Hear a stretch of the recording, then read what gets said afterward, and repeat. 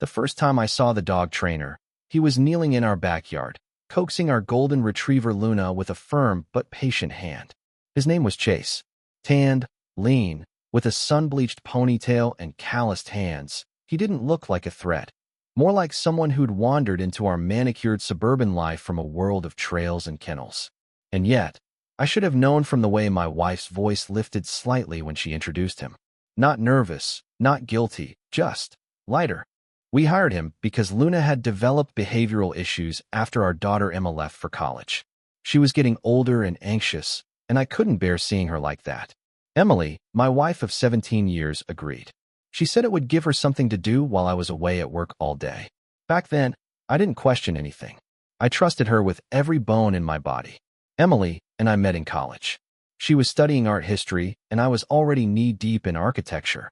She had this warm, easy energy, like someone who never tried too hard to impress anyone because she didn't need to.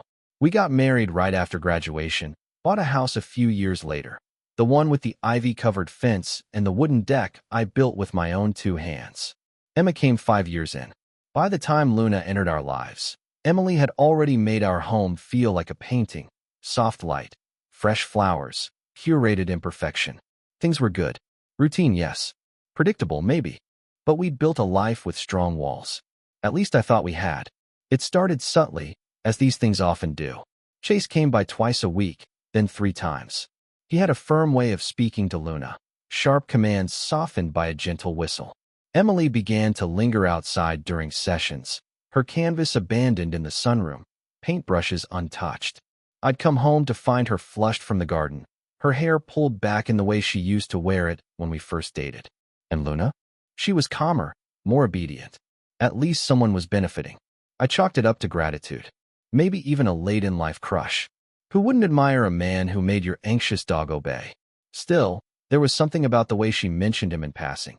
Chase said Luna's responding so well, or Chase thinks she'd do great off-leash eventually. Always Chase, never the trainer. Like he'd transcended that role. Then came the first real crack in the frame. It was a Saturday morning, and I'd gone to retrieve Luna's leash from the garage. As I reached for the cabinet, I noticed it, a faint smell. Musk and sweat, sharp and out of place. There was a gym bag shoved behind the lawn chairs. Inside, a black hoodie that wasn't mine, and a roll of dog treats. Emily never mentioned Chase coming over that day. I asked her about it over coffee. Did the trainer come by yesterday? She didn't look up from her mug. No. Why? I stared at her. Because I found a hoodie in the garage. Smelled like it had been worn recently. She blinked, then shrugged. Maybe he left it during a session. The lie was so smooth, so quick. That was the moment I felt it, the first cold breath of doubt. I started paying closer attention. On Mondays, she wore mascara. Not much, just enough to darken her lashes. On Thursdays, she set the table for 2 at lunchtime. Once, I came home early from a canceled site visit and saw them through the kitchen window. She was laughing, bent slightly over the counter as he demonstrated some kind of stretch. He stood behind her, hands hovering near her shoulders. Too close, too familiar. They didn't hear me come in. I stepped through the front door, made just enough noise with my keys. By the time I entered the kitchen, they'd stepped apart. Hey, honey, Emily said, turning too fast. Her cheeks were red. We were just talking about Luna's progress. Chase smiled like a man with nothing to hide. She's doing great. You've got a special dog here. I shook his hand, trying not to squeeze too hard. Appreciate the help. He left soon after, and Emily was quiet for the rest of the evening. I didn't confront her. Not yet. Something inside me refused to believe it. 17 years. We'd raised a daughter. Buried 2 parents. Built everything from the ground up. Surely I deserved more than this suspicion. But it was suspicion that drove me to do what I did next. I installed a camera. Not in the bedroom. I couldn't stomach that. But in the sunroom, the place where she painted, the room where Luna slept, the room that overlooked the backyard, the room where they started spending more and more time together. For a week, nothing. Just Emily, brushing her canvases in soft afternoon light, Luna curled by her feet. Then, on a Wednesday, I watched the footage in the office after work. They were sitting on the rug. Luna was asleep in her crate. Chase's hand was on her knee. Emily's hand was on his. I paused the video. My jaw clenched so tight, I heard my molars grind. I felt something inside me begin to collapse. Not just rage, but heartbreak. Not just betrayal, but a deep, paralyzing humiliation. The next video was worse. Saturday. She let him in through the side gate. They didn't speak. He kissed her, slow, like they'd done it 100 times. She pulled him into the sunroom, and they disappeared behind the curtain I'd hung years ago to keep the sunlight off her canvases. The camera didn't show anything more than shifting shadows, but I didn't need to see more. I knew. I sat there for hours, the screen frozen on that shadowy frame. I thought of our wedding vows, of Emma's first steps on that very rug, of Luna, now a pawn in whatever fantasy they were building behind my back. I thought of all the evenings Emily had said she was too tired, all the time she had kissed me with dry lips and eyes elsewhere. I had mistaken her distance for age, for the slow fade of marriage. But it wasn't that. It had never been that. Chase had brought her back to life, and in doing so, killed something in me. I didn't confront her that night.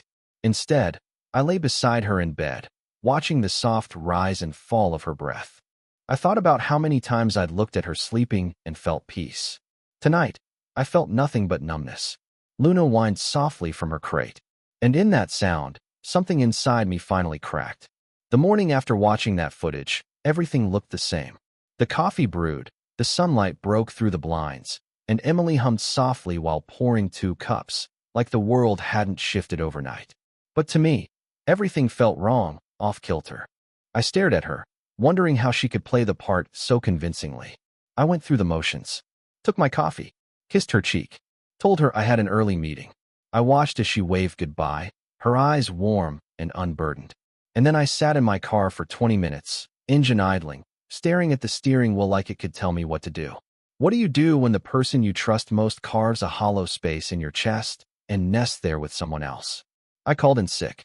That afternoon, I pulled into the driveway at 1:12 p.m., parking behind the neighbor's tall hedges. I left the engine off, watching the house like I didn't live there, like it belonged to someone else. At 1:28 p.m., Chase's old green Tacoma pulled up. He didn't knock. He walked straight to the side gate and disappeared into the backyard. They had a routine. Of course they did. The sunroom curtain moved, and moments later, Emily's silhouette appeared, pulling him inside. I sat there, breath caught in my throat, until I couldn't take it anymore. I left, not because I was afraid, but because I knew what would happen if I didn't. There's a line between heartbreak and wrath, and I was too close to it. That night, I lay awake in the guest room, telling Emily the upstairs shower was leaking and that I didn't want to disturb her sleep. She murmured something and turned over. I could smell him on her. Not distinctly, not clearly, but there was something unfamiliar in the air between us. The kind of thing you only notice once you know it's there. I slept 2 hours, maybe less. The next morning, I drove to Emma's college, 4 hours away. I didn't tell Emily. I just needed to see my daughter's face, remind myself what it meant to be part of something pure. Emma was surprised but happy. We had lunch under the shade of a big maple, and she talked about classes, roommates, boys. I nodded along, smiling where I could, aching beneath it all. She didn't know, couldn't know. I wasn't ready for that. By the time I got back home, it was dark. Emily was asleep. Luna looked up at me with those big eyes, as if she sensed something had changed in me. I knelt beside her, buried my face in her fur, and whispered, "I'm sorry I let this happen." That weekend, I started looking through Emily's things. Her phone was always on her, but her laptop? Less guarded. She wasn't tech-savvy, never thought I'd poke around. But I did, and what I found confirmed everything. There were emails, drafts never sent, saved like secrets. They weren't overtly romantic, but they were charged. Sentences like, "I can't stop thinking about yesterday," and "You make me feel 20 again." One even said, "If it weren't for Luna, we never would have met."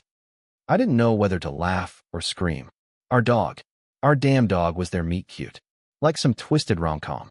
I closed the laptop, breathing heavy, and went for a walk. I ended up in the park 3 blocks over, sitting on a bench under a flickering lamp. That's when I realized I couldn't just sit back. I needed to understand why. Not just what, not how, but why. So I asked her. Sunday evening. After dinner, dishes cleaned, Luna asleep. Emily was painting in the sunroom again, like nothing was wrong. I stood in the doorway and just watched her for a moment, trying to find traces of the woman I married. But the lines on her face were softer now, relaxed. She looked like someone finally breathing again. She turned, surprised. Hey, everything okay? I nodded. I've been thinking about us. She smiled gently. Good things, I hope. I stepped inside, leaned against the doorway. I just want to know, are you happy?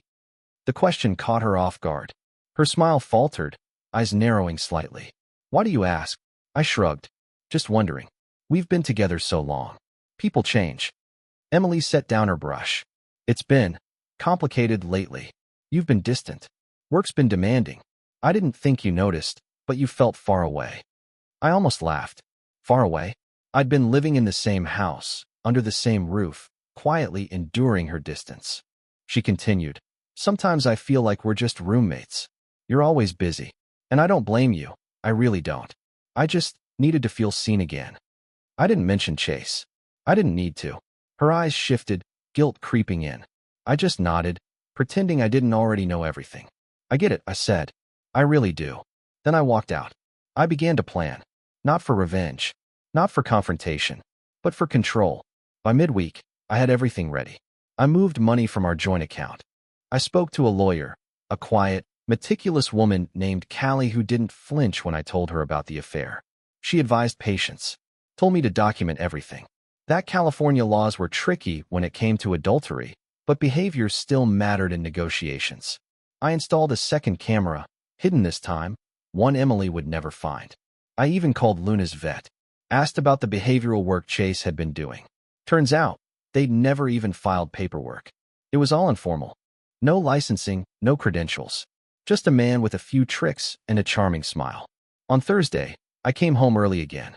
The green Tacoma wasn't in the driveway, but the gate was ajar. I crept around the side, careful with my footsteps. Voices, hushed, too intimate, drifted from the sunroom. I didn't go in. Instead, I pulled out my phone and texted Emily. Dinner tonight? Just us. I want to talk. I heard the sudden quiet from inside. A scuffle, whispering, then the creak of the back door. She responded 10 minutes later. Yes, I'd like that. At 6:45 p.m., I set the table for two. Her favorite wine, the same risotto I'd cooked the night I proposed. She came down wearing the blue dress, the one from our anniversary. I almost couldn't look at her. We ate in near silence. I didn't mention the sunroom, the texts, the hoodie, the cameras. I didn't need to. She reached across the table, hand trembling. Are you okay? I smiled, warm but distant. I will be. And I meant it. Because now, I had everything I needed. There's a numbness that follows the realization of betrayal, like the moment your skin hits cold water, a jarring, full-body stillness. But over time, you start to move again. You adapt to the temperature, and that's what happened to me. I didn't rage. I didn't lash out. I prepared. It had been 3 weeks since that Thursday night dinner, and Emily was still pretending everything was fine. She was affectionate in a measured, almost studied way. A light kiss when I left for work. Small talk about weekend plans. She never mentioned Chase again, not even in passing. That was her biggest tell. Meanwhile, I was watching the footage. I didn't do it obsessively, just enough to know when and how often he visited. Twice a week, never on weekends. He came in through the side gate, stayed for about 2 hours, and left through the garage, not the front, a neat trick that Emily probably thought would go unnoticed. Sometimes they sat together in the sunroom, legs tangled. Sometimes she laid her head on his chest like a teenager in love. But the worst was the laughter. It was the laughter that broke me. Light, unfiltered, the kind she hadn't shared with me in years. That sound stayed with me longer than anything else. I never saw them in bed, not in the act. But that didn't matter. Intimacy wears many faces, and they wore all of them when they were together. The lawyer, Callie, had me keep a detailed log. She said timing mattered, patterns, behaviors. It painted a picture. And once the picture was complete, we'd act. My goal wasn't vengeance. It was precision. I wasn't going to destroy Emily. I was going to free myself. Then came the dog show. Emily mentioned it offhandedly one morning while tying her hair back. Chase invited me to a regional competition he's entering Luna in. Said it could help with her anxiety. You know, controlled exposure. I thought I might take her. I stirred my coffee, kept my expression blank. That's nice. You don't mind? Of course not. I'm glad she's doing better. She looked relieved. Too relieved. Her shoulders dropped slightly, and she gave me a tight smile. You could come too, if you're not busy. I shook my head. I've got a site review that day. She nodded quickly, like she'd expected that. Maybe even counted on it. The show was scheduled for the following Saturday, a town 2 hours away. She left that morning around 9 a.m., dressed in her usual polished casual outfit, jeans that hugged just right, a light green blouse, and makeup that was just slightly more than usual. Luna bounded happily into the back seat, unaware of the role she played in this whole story. I followed, of course. I didn't tail them myself. I hired someone. Discreet, ex-law enforcement, the kind of guy who blended in with crowds and cameras. His report, paired with the footage he gave me 2 days later, told me everything I needed to know. There was a dog show, yes. Chase was there. Luna performed decently, even earned a small ribbon. But it wasn't about the show. Afterwards, they went to a quiet restaurant just outside town. Sat on the patio, side by side, not across from each other. He touched her wrist when she laughed. She rested her head on his shoulder for a brief moment. Then they checked into a boutique inn on the edge of the park. They were there for 4 hours. The camera didn't capture what happened in the room. It wasn't that kind of job, but it didn't need to. The hotel records, the time-stamped footage of them entering and exiting hand in hand, spoke volumes. When Emily returned that night, she kissed me on the cheek and apologized for being late. Traffic, she said, and Luna got nervous after the show. I nodded. Poor thing. She smiled, and I smiled back, and for a moment, I think we were both acting in the same play. That night, after she fell asleep, I went into the garage. I took down the painting she had once made of our family, the 3 of us sitting in a field, Luna at our feet. It had always hung above my workbench, a symbol of what we'd built. I leaned it against the wall and sat in silence for a long time. The next morning, I filed the paperwork. Callie was efficient. She'd prepared everything ahead of time. It was only a matter of signing and approving the service method. I chose private service, a firm that would hand her the documents discreetly at home. I didn't want public embarrassment. I wanted clarity. The papers would be delivered the following Monday afternoon. Emily would be home. Chase, I suspected, would not. Sunday was painfully normal. She made blueberry pancakes. I raked the yard. We even watched a movie that night, some mindless romantic comedy where the couple ended up back together against all odds. She laughed in all the right places, curled against my side. I couldn't feel her weight anymore. It was like holding a shadow. That night, I didn't sleep. Monday arrived in pieces, a silent breakfast, a rushed goodbye, her voice calling after me. Don't forget dinner tonight. I didn't respond. At 2:14 p.m., my phone buzzed with a message from the process server. Documents delivered. No resistance. She appeared surprised, but remained composed. I read the message twice, then turned off my phone. When I returned home that evening, Emily was sitting on the couch. The envelope rested on the coffee table like a loaded weapon. Her face was unreadable. You knew, she said quietly. I said nothing. Her voice cracked. For how long? A while. She stared at me. Why didn't you say anything? I sat across from her, suddenly exhausted. Because I needed to be sure. And because I didn't want to fight. I just wanted to understand. Tears welled in her eyes, but she didn't let them fall. I didn't mean for it to happen like this. I nodded. You never do. She looked at the envelope again. Is this really what you want? I took a breath. It's what I need. She started to speak, stopped, then said, it wasn't just about Chase. It was about feeling visible again. I looked at her, really looked. And for the first time, I saw someone I used to love. Someone who had been part of my bones. But that person was gone. And so was I. I'm sorry, she whispered. I know. Silence settled over the room like dust. Then, in the quiet, Luna padded over, curling up beside me. Emily reached out, then hesitated. She'll stay with me, I said. Emily nodded. The air between us was no longer charged. Just hollow. A space once filled with love now echoing with goodbye. I stood up, picked up the papers, and carried them to the kitchen for my copy. And as I stepped away, Emily spoke one last time. What happens now? I paused at the door. Now? Now we let the truth do what it always does. The weeks that followed were quiet in a way that was both painful and peaceful, like the moments after a storm, when the world is still damp and broken branches lie scattered, but the air is clean. Emily moved out 2 weeks after the papers were served. She left a note on the counter, no tears, No please, just a folded page that read, "I won't make this harder than it has to be. Thank you for your patience. I'll always love the part of you that built this life with me." She took her clothes, her brushes, a few photographs, and one of her unfinished paintings. She didn't take Luna. Luna stayed with me, as she should have. She sensed the shift before I did. I noticed she was calmer now, less anxious, more grounded. I suppose dogs feel betrayal too, even if they can't name it. Emma came home a week later.